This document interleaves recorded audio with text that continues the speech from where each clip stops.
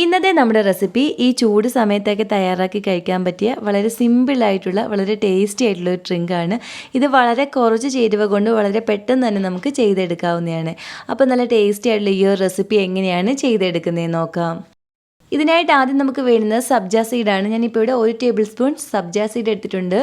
അതിലേക്ക് നമുക്കൊരു 1/2 കപ്പ് വെള്ളം ഒഴിച്ച് ഇതൊന്ന് കുതിരാൻ വേണ്ടി മാറ്റി വയ്ക്കാം. ഇനി നമുക്കിതിലേക്ക് വേണ്ടുന്നത് ഏത്തപ്പഴമാണ്. ഞാനിപ്പോൾ ഇവിടെ നല്ല പഴുത്ത ഏത്തപ്പഴം 2 എണ്ണം എടുത്തിട്ടുണ്ട്. ഇനി നമുക്കിതിൻ്റെ തൊലിയൊക്കെ ഒന്ന് കളഞ്ഞ ശേഷം ഇത് ചെറുതായിട്ടൊന്ന് മുറിച്ച് ഈ ഒരു മിക്സ്ഡ് ജാറിലേക്ക് ഇട്ട് കൊടുക്കാവുന്നതാണ്. ഈ ഏത്തപ്പഴത്തിന് പകരം നമുക്ക് ചെറുപഴം വെച്ചും ഈ ഒരു ഡ്രിങ്ക് ചെയ്തെടുക്കാവുന്നതാണ്. ഇനി നമുക്കിതിലേക്ക് മധുരത്തിന് ആവശ്യമായ പഞ്ചസാര ചേർത്ത് കൊടുക്കാം. ഞാനിപ്പോൾ ഇവിടെ ഒരു 1/4 കപ്പ് പഞ്ചസാര എടുത്തിട്ടുണ്ട്. അതുകൂടി നമുക്കിതിലേക്ക് ചേർത്ത് കൊടുക്കാം.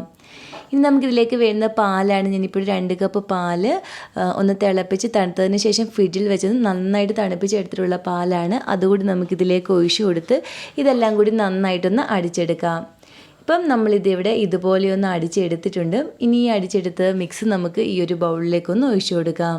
അതുപോലെ തന്നെ നിങ്ങൾക്ക് ഈ വീഡിയോ ഇഷ്ടപ്പെടുകയാണെങ്കിൽ ഇതുപോലുള്ള റെസിപ്പികൾക്കായി ചാനൽ സബ്സ്ക്രൈബ് ചെയ്യാനും നിങ്ങളുടെ അഭിപ്രായം വീഡിയോയുടെ താഴെ കമൻറ്റായിട്ട് അറിയിക്കാനും മറക്കല്ലേ. ഇനി നമുക്കിതിലേക്ക് നമ്മളിവിടെ കുതിരാൻ വേണ്ടി വെച്ചിരുന്ന സബ്ജ സീഡ് നമുക്കിതിലേക്ക് ചേർത്ത് കൊടുക്കാം. ഇതിൻ്റെ കൂടെ തന്നെ ഞാനിപ്പോൾ ഇവിടെ ഒരു ആപ്പിൾ തൊലിയൊക്കെ കളഞ്ഞ് ഇതുപോലെ ചെറുതായിട്ടൊന്ന് അരിഞ്ഞെടുത്തിട്ടുണ്ടായിരുന്നു. അതുകൂടി നമുക്കിതിലേക്ക് ചേർത്ത് കൊടുക്കാം. അതുപോലെ ഒരു ചെറിയ നേന്ത്രപ്പഴം ഇതുപോലെ ചെറുതായിട്ടൊന്ന് അരിഞ്ഞെടുത്തിട്ടുണ്ടായിരുന്നു. അതുകൂടി നമുക്കിതിലേക്ക് ചേർത്ത് കൊടുക്കാം. അതുപോലെ നട്ട്സൊക്കെ ചെറുതായിട്ടൊന്ന് അരിഞ്ഞിട്ട് നമുക്ക് ചേർത്ത് കൊടുക്കാം. ഞാനിപ്പോൾ ഇവിടെ 2 ടേബിൾ സ്പൂൺ അണ്ടിപ്പരിപ്പ് ഒന്ന് ചെറുതായിട്ട് അരിഞ്ഞുകൂടി എടുത്തിട്ടുണ്ടായിരുന്നു. ഇനി ഇതെല്ലാം കൂടി നമുക്ക് നന്നായിട്ടൊന്ന് മിക്സ് ചെയ്തെടുക്കാം. ഫ്രൂട്ട്സൊക്കെ നമ്മുടെ ഇഷ്ടത്തിനനുസരിച്ച് ചേർത്ത് കൊടുക്കാവുന്നതാണ്. ഇതെല്ലാം കൂടി ഒന്ന് മിക്സ് ചെയ്തിട്ട് ഒന്ന് രുചിച്ച് നോക്കിയിട്ട് മധുരം കുറവാണെങ്കിൽ ഒരല്പം പഞ്ചസാര കൂടി ചേർത്ത് കൊടുത്താൽ മതി.